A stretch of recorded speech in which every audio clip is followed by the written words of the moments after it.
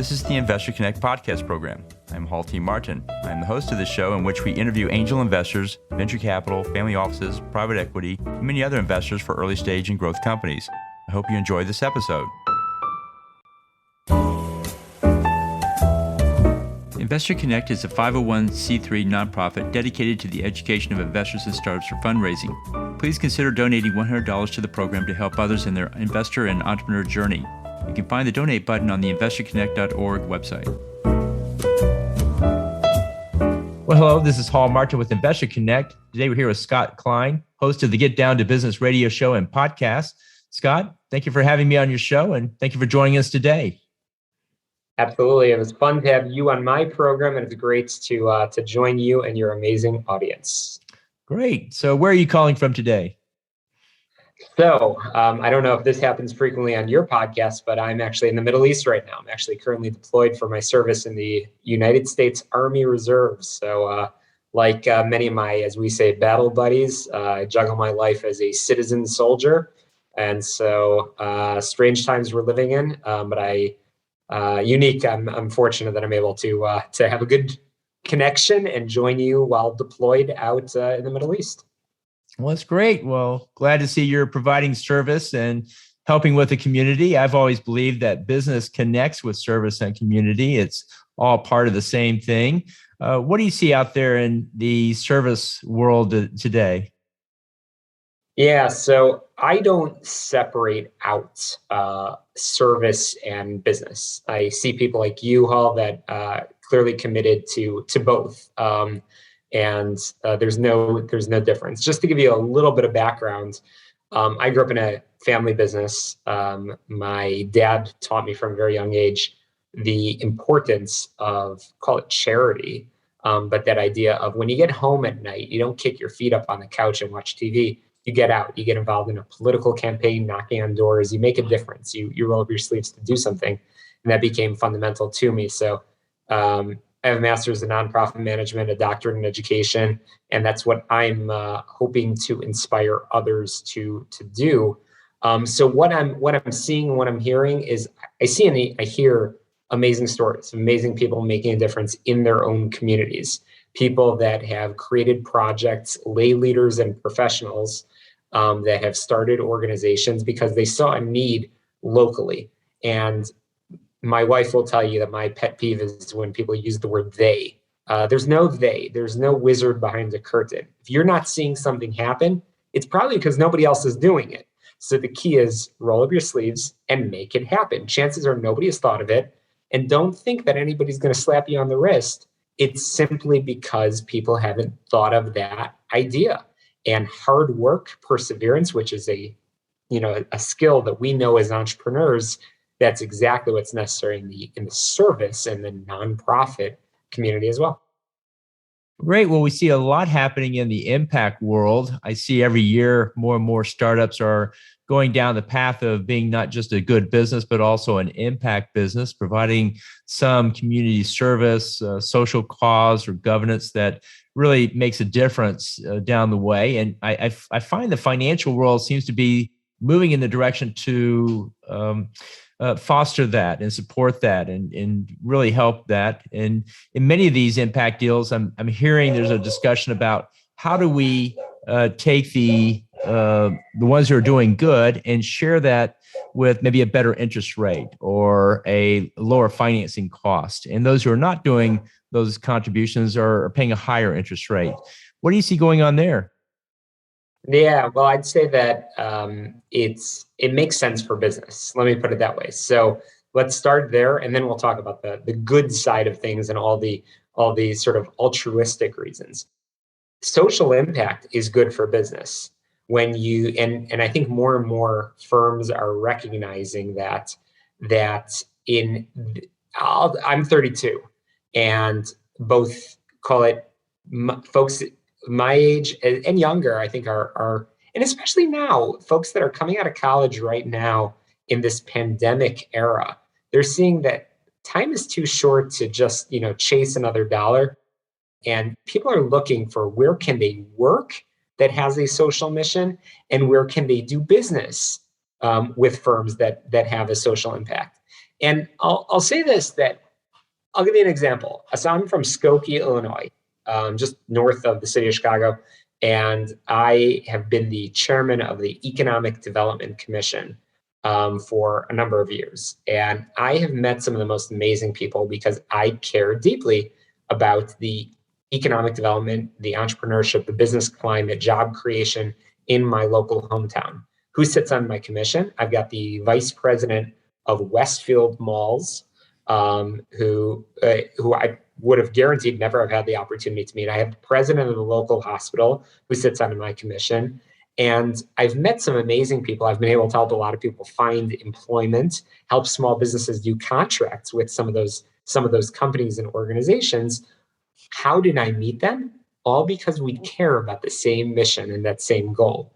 So there is a personal benefit. There's that endorphins that are released, not to go down that rabbit hole, but you feel good. You feel good when you're doing something, when you're volunteering and making a difference, but also you are able to build connections that will have many ripple effects and a return on investment way beyond your wildest imaginations. And in this era of, as we say, the great resignation, again, if you focus and you promote your mission, vision, and values. And I'm a big believer in that. That's typically terms that are used in the nonprofit space. But I believe that for-profit companies should be promoting, every for-profit should be promoting, let me underline that, their social mission and what are they doing. And I can tell you that it will have a return on the investment as it relates to internal satisfaction and external business goals as well. Well, that's great. Well, there seems like there's quite a few areas in which people can give back to the community. The United Nations has 16 different areas of actual support that one can provide. And there seems to be quite a few different groups trying to standardize and normalize those. Because like I say, I think I find the finance industry wanting to really support this. But if they had some more standards, then it'd be easier to align them across the board. How much is that contribution worth from a financial point of view, and then put some dollars behind it, because that certainly changes behavior when you have that level of support behind it. Where do you see the standardizations efforts going? Well, we're building the plan as we're flying it. I would agree with you, Hall. I don't think that there's enough standardization that's out there. I think that as this has become a little bit more accepted, which I think is awesome, and a little bit more of an expectation on some levels. I think that you mentioned the United Nations standards. I think that industries, I think, are leading the way in terms of setting standards. You mentioned financial services. I think in real estate, I think in a number of different areas, I think standards are being created. And you know who the judge of this is? It's your peers. That's the reality. No set of standards is going to uphold as much as the actual market itself. And in this world of everything you do is broadcast on social media, and people talk about what you are doing. We have this cancel culture. When people don't believe in something, they will walk with their feet. And by the way, I don't think that that's necessarily a bad thing. And so I think that the standards are being created. And frankly, I think it's going to evolve over time. What's true in 2022 will not be true in 2025. And that is okay. But definitely the fact that there's more awareness on these topics, not only of corporate social impact, but also in terms of this, as you said a moment ago, the importance of service, which I hope we can talk a little bit more about. I think that that's a good thing for the world at large. No, I think you bring up a good point. Service. We used to have a draft in the country. We moved to a volunteer force for many reasons, but what about everyone else? Where's their service? And have seen many efforts come and go where people could do service, Peace Corps, other things to work in a non-military fashion, but haven't really seen anything take hold just yet. And wondered if the pandemic might foster some of that. We have all these new infrastructure programs. We have all these new, truly huge BHAG goals with climate change, where we're not going to be able to just buy our way out of that. We're going to have to work our way out of that, and everybody's going to get compensated for every ounce of energy they put into it. There's just going to have to be contribution by everybody to achieve it, for sure. And so what do you think that might look like? What would a service organization look like that's just not just the military? Oh yeah, absolutely. So one of the things that I think Pete Buttigieg, current Secretary of Transportation, said when he was running, was he championed. By the way, he's a Navy vet, and he championed a national year of service. And I believe so strongly in that. And that, again, to reiterate, it doesn't mean that everybody needs to put a uniform on. I believe in my service, and I think that people that are capable of doing that, that's great.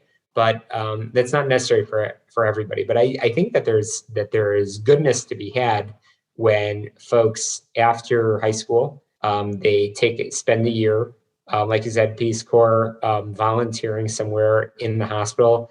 Lord knows we need it now more than ever. We need people to step up and give back. I think that would be a very positive thing. I think that I'm a big advocate for travel.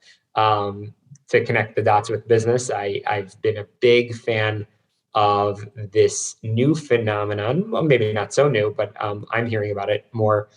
Global real estate investing.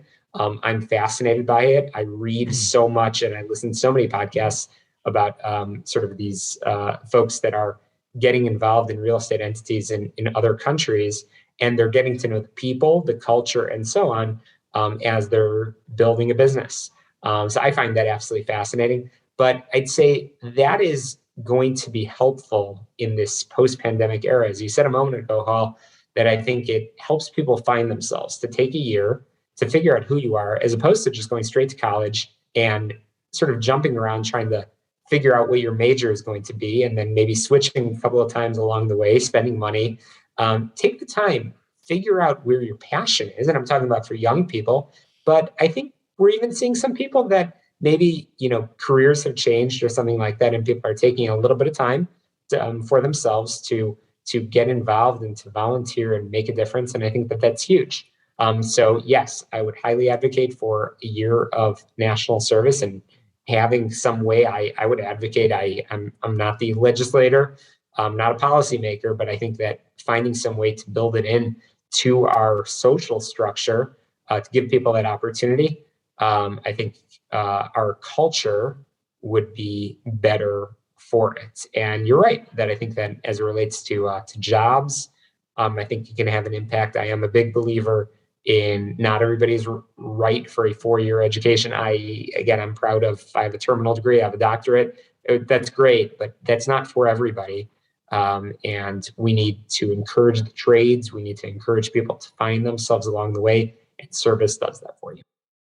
Right. You talked about globalization, and we see a lot of that trend happening, where we used to just get calls from the US, but now we get calls from Africa, Middle East, Europe, Asia, all over, coming in, wanting to raise funding, start a business, both local and internationally.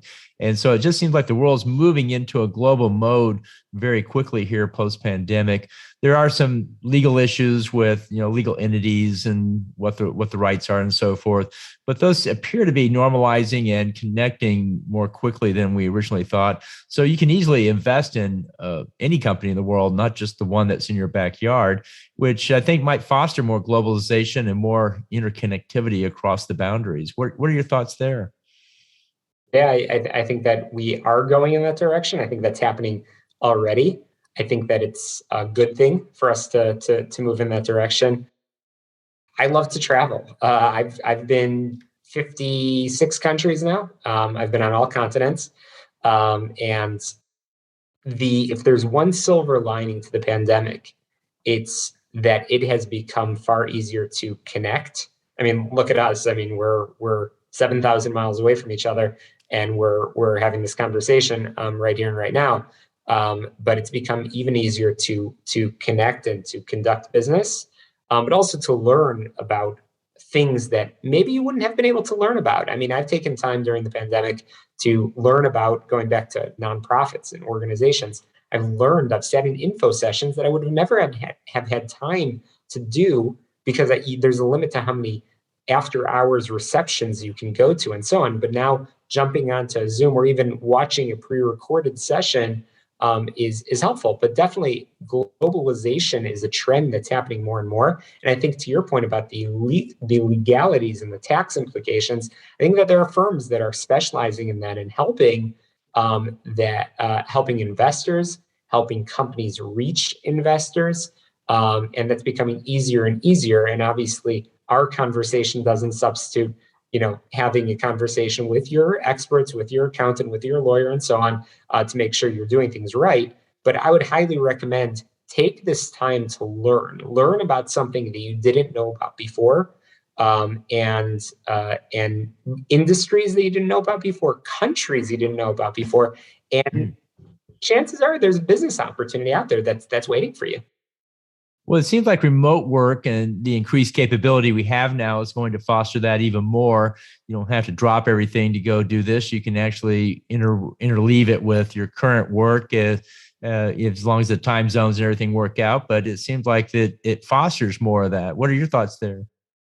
Oh, big time. I mean, I'm seeing people that are that have moved from big cities to more remote areas.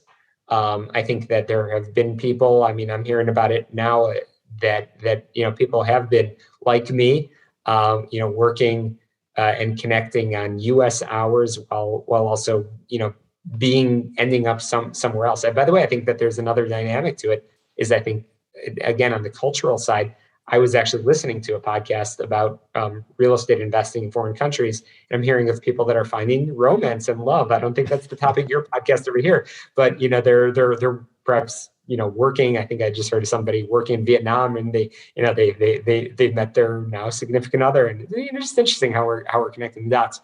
But remote work certainly has advanced. Obviously, that has a huge impact on the real estate market, on the commercial and office real estate markets, because fewer and fewer companies need the amount of space that they had. In my beloved hometown of Chicago, United Airlines just moved out of the Willis Tower, a number of the floors out of the Willis Tower, because more and more folks are working from home, but not just from home of where their home was before, but now homes can be anywhere, and that's overall, I would assess that as a good thing. I think it's leading to a better quality of life for people, and I think companies are able to find the talent that they're looking for, and it's changing all the dynamics of salaries and so on. A New York company might be able to hire somebody for the bookkeeping position that ordinarily they'd be paying cost of living for a New York person. But why can't they hire somebody in the Midwest that can do the same job, do it at the same skills, but for perhaps a better price point? I think it's changing so much, and I think the pandemic is just the start of it. But again, it's, in my mind, it's a silver lining. I'm a glass half full kind of person. I'm thinking of all the positive things. I know that there's challenges with it too. I know that there is. At the same time, I like to look at things through rose-colored glasses. Great. Well, you're in the reserves right now. What's the most important lesson you've learned since you started doing that? People.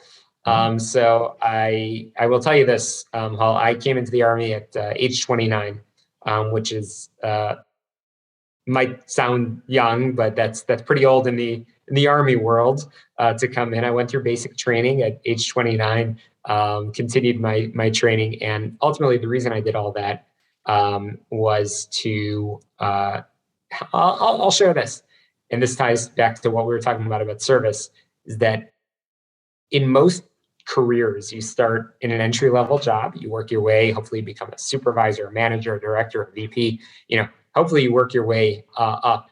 In the Army, especially as an officer, you come in and on day one, you're given the lives, quite literally the lives, and that responsibility for 50, 55 people on day one. That's why I came in, is to serve people, to serve my soldiers. I believe in servant leadership, although I hate the term because I don't believe there's any other kind of leadership other than servant leadership. And I came in to make a difference for people. Every single person that I work with has taken an oath to give their life for the country and to serve the greatest nation on earth. And it's been an incredible experience. I came into the Army not thinking that I had many more leadership lessons to learn. I will say that I learned from my people each and every day, and that's been the greatest lesson. And I am looking forward to continuing my service for many years to come. Great. So what's a common myth about your job that you think you'd like to dispel among others? Well, as you know, Hall, I have a few jobs. I've got I juggle my Army life. I juggle, of course, my civilian world of both being in business, as well as you said, hosting a radio show, a podcast. I've written a book, a couple of other things. So I think that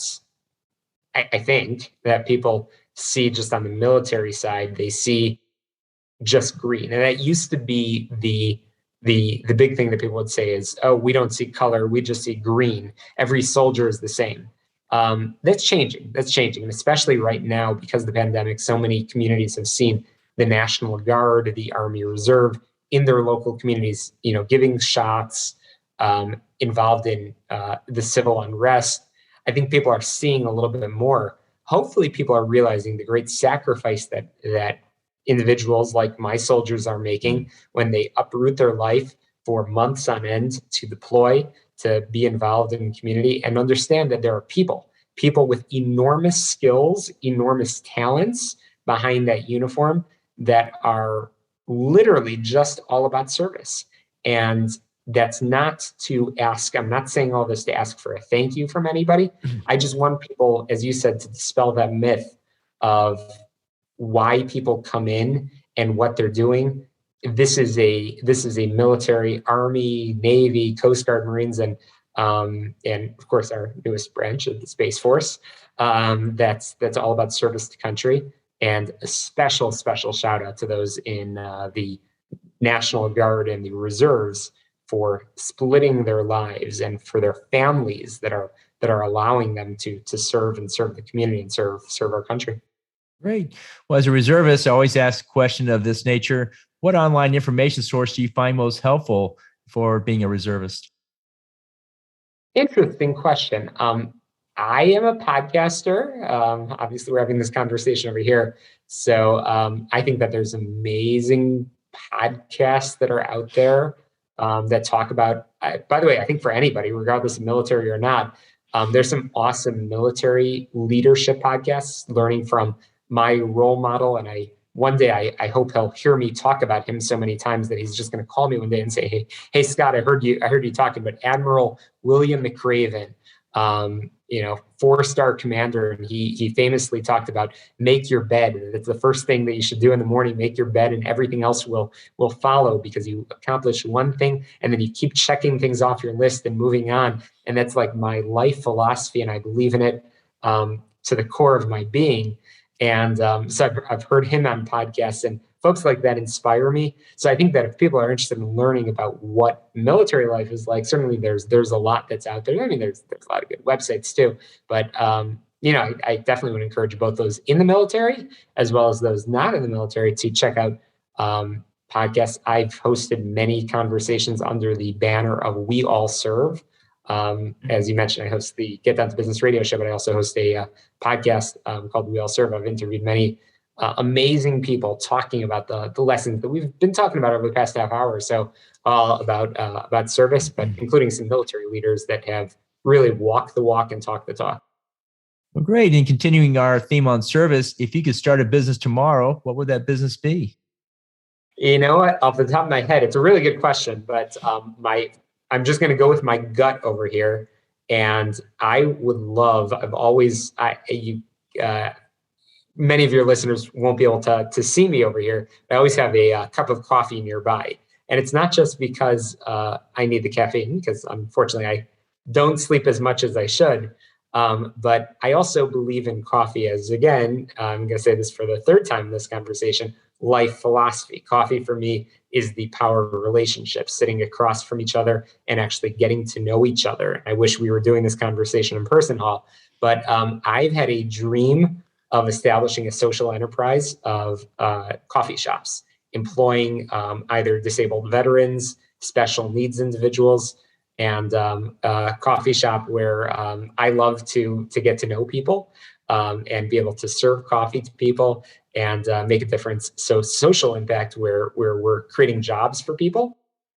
And I think that there's a huge opportunity, even in the midst of this pandemic, where we're, sort of people are, I hate the term social distancing.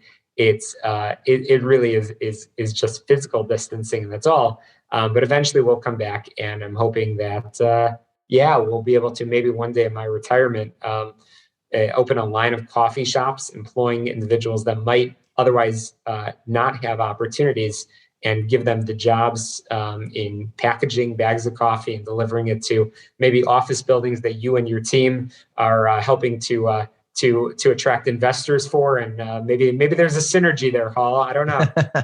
No, it sounds like a pretty good opportunity to me. I think there's going to be a lot of community and service in that one for sure. In the last few minutes that we have here, what else should we cover that we haven't? You know what? Going back to service, I definitely think that everybody can step up. If you love puppies, get involved in the animal shelter. Like I said, you will have those endorphins fire off, and you will feel good. You will actually feel really accomplished. And along the lines of what I mentioned a moment ago about making your bed, when you do something that makes you feel good, you will have more confidence, and that will lead to better business decisions. And better personal relationships as well, which is important. But also you will meet like-minded people that also, let's say, love puppies or love helping the homeless or fill in the blank, whatever it is. You'll meet other people that you probably otherwise would have never have had the opportunity to meet. So I know we talk a lot about networking, and networking is really important, but it doesn't just need to be at a chamber of commerce or at a networking group. It could be while volunteering and being involved in a social mission as well. So I highly recommend people consider that. And just on the theme of entrepreneurship, I'll just conclude by saying that I wrote a book called Get Down to Business. It's available on Amazon and all that, but my publisher wanted to call it You Can Do It Before 30. I wrote the book when I was 28 or 29, and I hated the title. Because I don't let age define anything. But the reality is, as we were saying before, there is no wizard behind the curtain. If you want to do something, get up and make a difference. Make it happen. That's been the biggest lesson of entrepreneurship. Is I have seen so many people that spend so much time sitting behind the computer screen, budgeting and planning and strategizing and creating a business plan. And they do it for years and years before they run out of money and they can never get started and actually make it happen. That's not to say that you should operate without a business plan. That's not to say you should operate without a budget. At the same time, you need to have that healthy balance. If you have an idea, I like the question you just asked a moment ago, Hall, of, if you're able to start a business tomorrow, everybody has the ability to do that and leverage your own strengths and recognize your own weaknesses and challenges, and surround yourself with amazing people that can mentor you, that can advise you, but also don't be afraid at times to take some risks and bring people on. If you're at that phase that, hey, you're really at that growth phase and you can't do your little QuickBooks online anymore, definitely you need to hire an accountant. You need to work with somebody to get you to that next level. So entrepreneurship, it's the American dream. It's what I love. And I love to hear stories. I love to profile those stories on my radio show. That's why I brought you on, Hall. And I can't wait to continue to hopefully inspire other people along the way. That's great. So how best for listeners to get back in touch with you? Yeah, my website is shalomklein.com, SHALOMKLEIN.com, or you just Google Get Down to Business Radio Show. It pops right up, including the book and everything. I'm always happy to get in touch, always happy to just, give advice on service. I'll talk about this literally till I'm blue in the face. Right now by me, we're recording this, it is almost midnight out here, and I am so passionate about this, and it has nothing to do with that cup of coffee that's sitting next to me that keeps me fired up and energized to hopefully inspire others. Great. We'll put that in the show notes. I want to thank you for joining us today and hope to have you back for a follow-up soon. Absolutely. Thank you all. Appreciate it. Investor Connect helps investors interested in startup funding. In this podcast series, experienced investors share their experience and advice. You can learn more at investorconnect.org. Paul T. Martin is the director of Investor Connect, which is a 501c3 nonprofit dedicated to the education of investors for early stage funding. All opinions expressed by Hall and podcast guests are solely their own opinions and do not reflect the opinion of Investor Connect. This podcast is for informational purposes only and should not be relied upon as a basis for investment decisions.